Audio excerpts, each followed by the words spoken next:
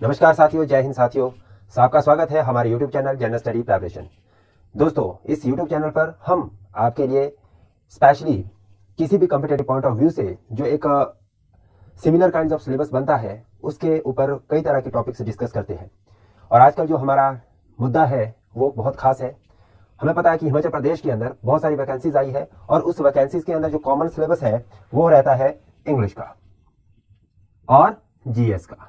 General study और English ऐसे topic है हिमाचल प्रदेश में होने वाले एग्जामिनेशन के कि जो कॉमन है। बहुत सारे पेपर्स में या इंग्लिश या जीएस दोनों का बड़ा कॉम्बिनेशन रहता है और अगर ये दोनों ही चीजें हो जाए तो सोने पे सुहागा बन जाता है। आज के टॉपिक में हम पढ़ेंगे आर्टिकल्स। इंग्लिश का टॉपिक रहेगा और इंग्लिश के टॉपिक में हमारा जो मेन टॉपिक रहेगा वो रहेगा आर्टिकल्स। इनका क्या रोल रहता है, क्यों इन्हें पढ़ना जरूरी है, कैसे इन्हें पढ़ना है, कैसे इन्हें समझना है और क्यों इनकी जरूरत पड़ती है किसी भी पेपर को क्वालिफाई करने के लिए। देखिए, जब भी आपको कोई पेपर क्वालिफाई करना है तो उसके लिए आपको सभी चीजों को पढ़ना जरूरी हो जाता है, पर कुछ एक ऐसे टॉपिक्स होते हैं जिनको पढ़ना बहुत ही ज्यादा जरूरी होता है। वो इसलिए होता है क्योंकि उनका रेलेवेंस अदर टॉपिक से भी रहता है। अब जैसे हम आर्टिकल की बात करें तो आर्टिकल को पढ़ने से हमें बहुत सारी चीजें क्लियर हो जाती है। जैसे कि आर्टिकल अगर हम पढ़े तो हमें सबसे पहले तो जो आपका नाउन है उसके पर्टिकुलरिटी का पता चलता है कि वो कब पर्टिकुलर है, कब वो इन पार्टिकुलर है, या कैसे उसको हम डेफिनेट कर सकते हैं, कैसे उसको इनडेफिनेट में डिवाइड कर सकते हैं। ये सारी की सारी चीजें आपको पढ़ने को मिलेगी आर्टिकल से और समझ पाएंगे आप इन चीजों को। तो शुरुआत करेंगे आज के टॉपिक की बहुत जोरदार तरीके से। बने रहे हमारे साथ, हम पढ़ाएंगे आपको आर्टिकल।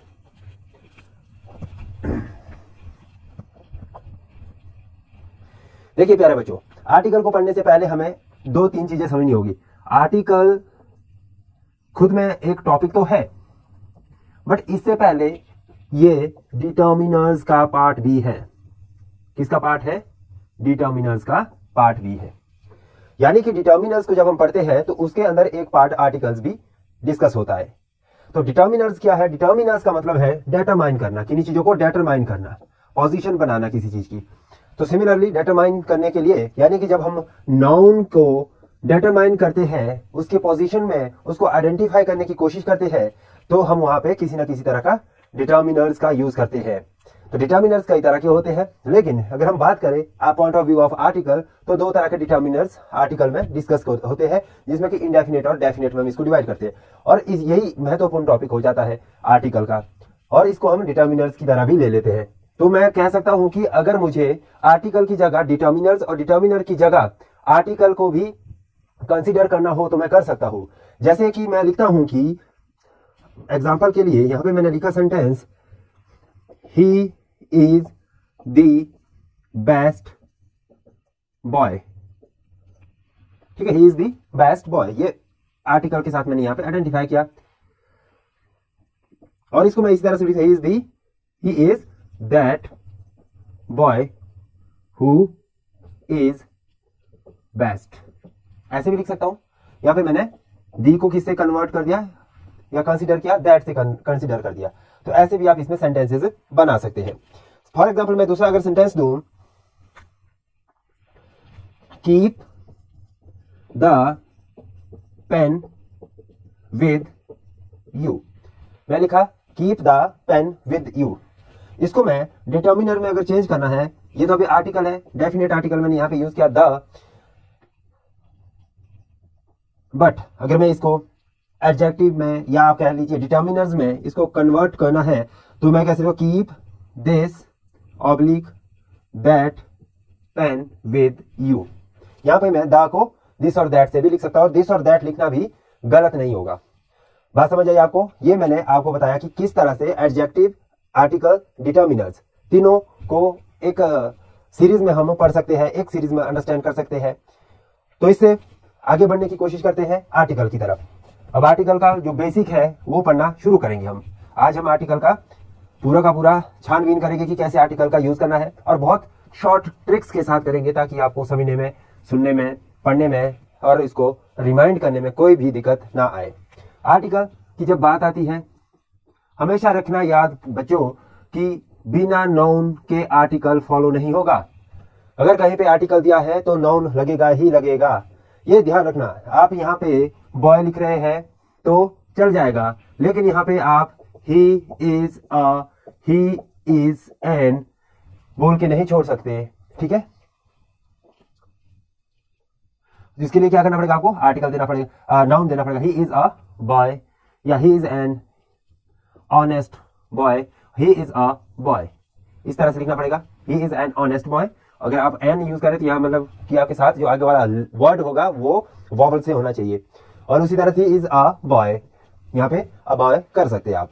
तो ये आपको फॉलो करना है, माइंड में डाल देना है कि जब भी आप कहीं पे आर्टिकल लिख रहे होगे तो उसके बाद नाउन, एडजेक्टिव आदि का होना बहुत ज्यादा जरूरी होता है।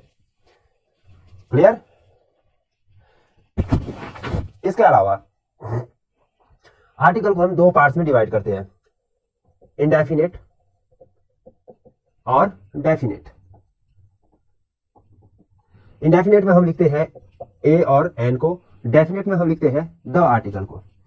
इसमें देखिए साउंड ऑफ प्रोनाउंसिएशन कैसा आएगा, जो ए है और एन है इसको प्रोनाउंस करने का जो तरीका है वो ए भी हो सकता है और अ भी हो सकता है। एन को प्रोनाउंस करने का तरीका एन भी बोल सकते हैं आप इसको और अन भी बोल सकते हैं, लेकिन ए जो इसका प्रोनाउंसिएशन होगा वो 10% रहेगा और इसका 90% रहेगा।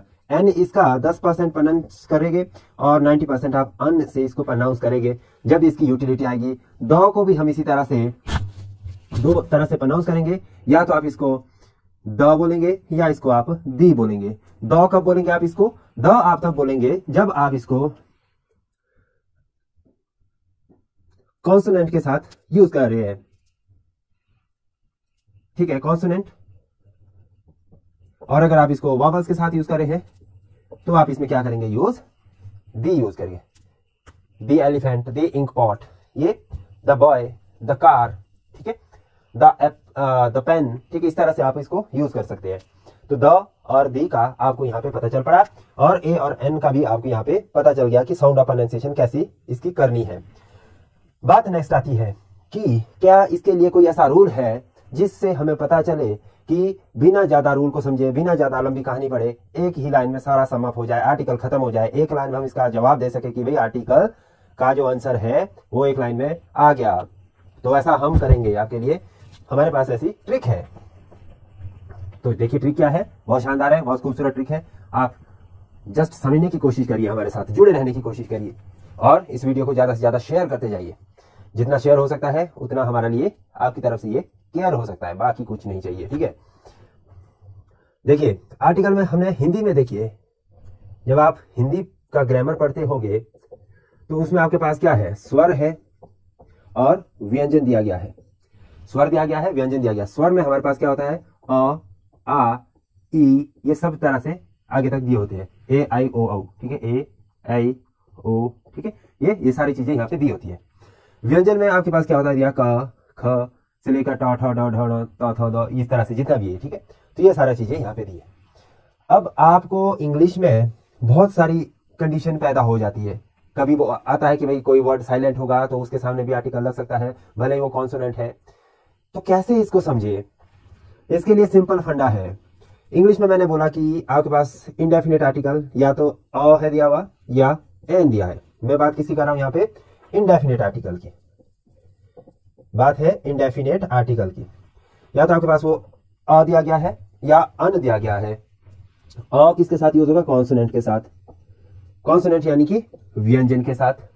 एन किसके साथ यूज होगा, वॉवल्स के साथ, वॉवल्स यानी कि स्वर के साथ। जिस भी वर्ड की साउंड आपको स्वर लगे, जिस भी हिंदी में कोई भी वर्ड आप अनाउंस कर रहे हैं, आपने बॉय बोला तो बॉय का जो ब बोलने में आपको कहाँ की साउंड आ रही है, ठीक है, बॉय बोलने में आपको साउंड ब की आ रही है। तो ब कहाँ पे है, व्यंजन में। तो व्यंजन के साथ क्या लगाते हैं हम, अ, तो इसका मतलब कि बॉय के साथ क्या लग जाएगा, अ लग जाएगा। ठीक है, एप्पल बोला मैंने, क्या बोला, एप्पल, ठीक है, कैसे लिखते हैं, एप्पल। तो ए कहाँ पे है, ये वाला वर्ड कहाँ होता है हिंदी में दिया हुआ, यहाँ दिया है। तो एप्पल के साथ क्या लगेगा, एन लगेगा, यानी कि एन एप्पल हो जाएगा, एन एलिफेंट हो जाएगा। क्यों हो जाएगा, एलिफेंट को भी ऐसे ही लिखते हैं।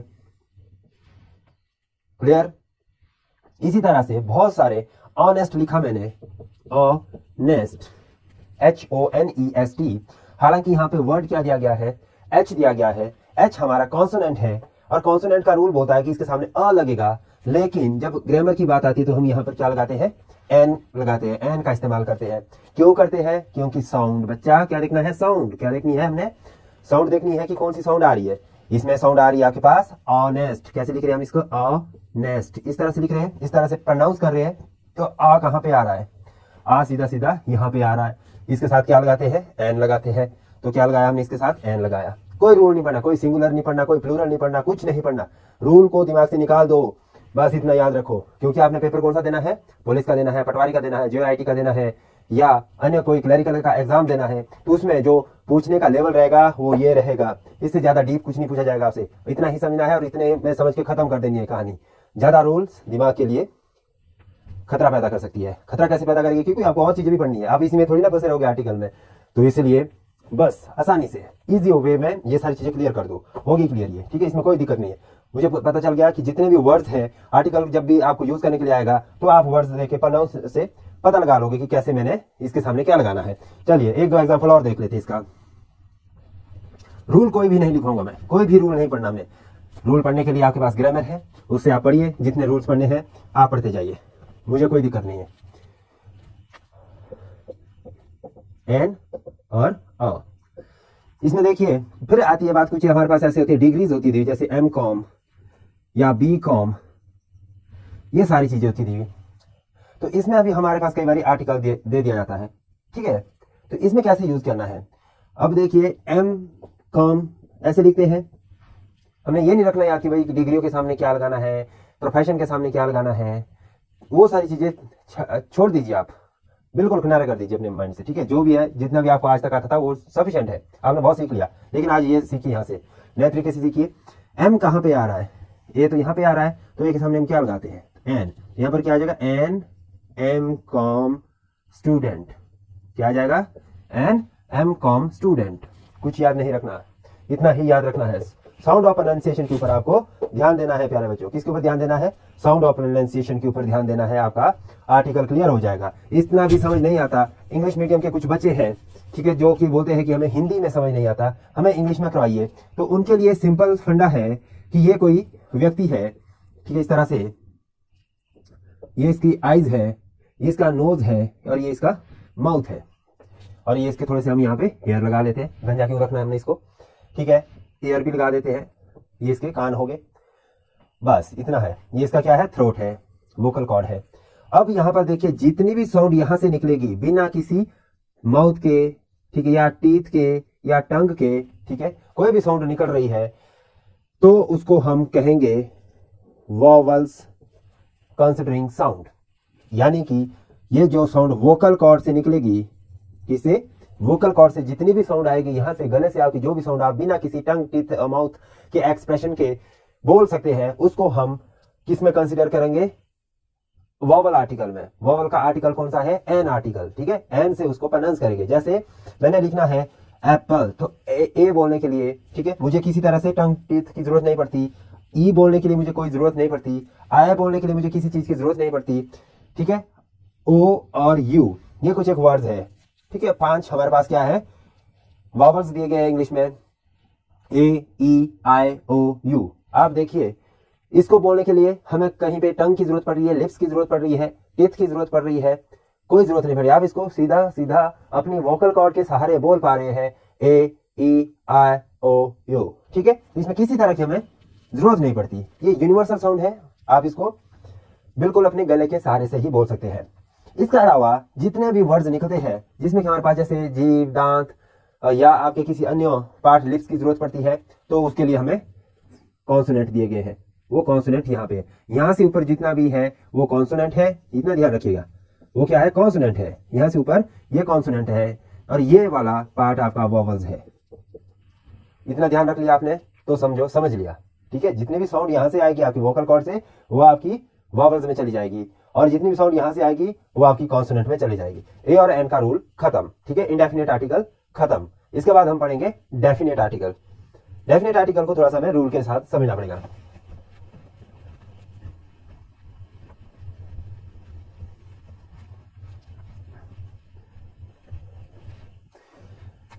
डेफिनेट आर्टिकल में हम किस चीज को पढ़ते हैं? आर्टिकल द को पढ़ते हैं। डेफिनेट का मतलब है निश्चित करना और पूरी तरह से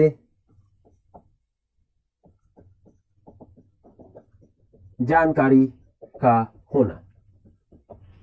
मैं बोलता हूं आपको कि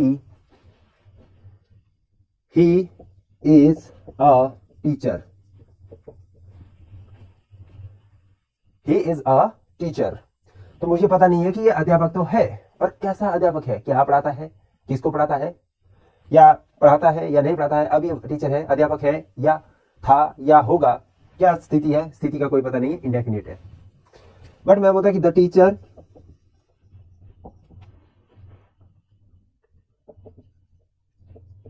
teaches English, the teacher teaches English. तो यहां पर क्या पता चला कि जो अध्यापक है वो इंग्लिश पढ़ाता है, अध्यापक इंग्लिश पढ़ाता है। अब इंग्लिश पढ़ाता है तो इससे हमें पता चला कि जो अध्यापक है वो कैसा अध्यापक है, इंग्लिश का अध्यापक है, और पढ़ाता है, प्रेजेंट में है, काम कर रहा है, तो डेफिनेट हो गया। इसके बारे में पूरी जानकारी हमने ले ली। यहां पर पूरी जानकारी नहीं थी तो इसलिए इंडेफिनेट रहा। ये आपको देखना है। रूल कहता है कि भाई सिंगुलर नाउन से पहले आप आर्टिकल द यूज करेंगे, सिंगुलर नाउन से पहले आप आर्टिकल द का इस्तेमाल करेंगे। लेकिन अगर बात कहीं पे प्लूरल नाउन की आती है तो आप कोई भी आर्टिकल नहीं लगाएंगे। जैसे कि मैंने बोला the boy go to play a game, the boy go to play a game. But अगर मैं यहां पे बोल रहा हूं कि बॉयज प्लेड वेरी वेल, लड़के बहुत अच्छे खेले। ये मैं बोला कि लड़का प्ले एक गेम को खेलने जाता है, तो ये हो गया एक लड़के की बात की, सिंगुलर की बात की, और पर्टिकुलर बात की कि जो एक गेम खेल रहा है लड़का, उसी की मैं यहाँ पे बात कर रहा हूँ, स्पेसिफिक हो गया हूँ। लेकिन यहाँ पे जनरल हूं मैं और बहुत सारे लड़कों की बात कर रहा हूँ, प्लूरल आ गया तो कोई आर्टिकल नहीं आएगा। यहाँ पे आर्टिकल किसके साथ आएगा, सिंगुलर काउंटेबल नाउन के साथ हम आर्टिकल द का इस्तेमाल करेंगे। Article the is used with the singular countable noun. और दूसरी बड़ी बात कि जैसे हम कई बार बात करते हैं नेशनलिटी की, तो हम आर्टिकल द यूज करेंगे किसके साथ, नेशनलिटी वगैरह आएगी। नेशनलिटी यानी कि जैसे मैं इंडियन बोलूंगा तो द इंडियन बोलूंगा, द यूरोपियन बोलूंगा, द जापानीज बोलूंगा, द अमेरिकन बोलूंगा, द ऑस्ट्रेलियन बोलूंगा, द कनेडियन बोलूंगा। ऐसे मैं बोल सकता हूं, पर मैं ऐसे नहीं बोलूंगा द इंडिया, द पाकिस्तान, ऐसा नहीं होगा। नेशंस को एक्सप्रेस करते बारी हम कम बोलेंगे, बट नेशनलिटी को एक्सप्रेस करते बारी हम इसको ज्यादा बोलेंगे।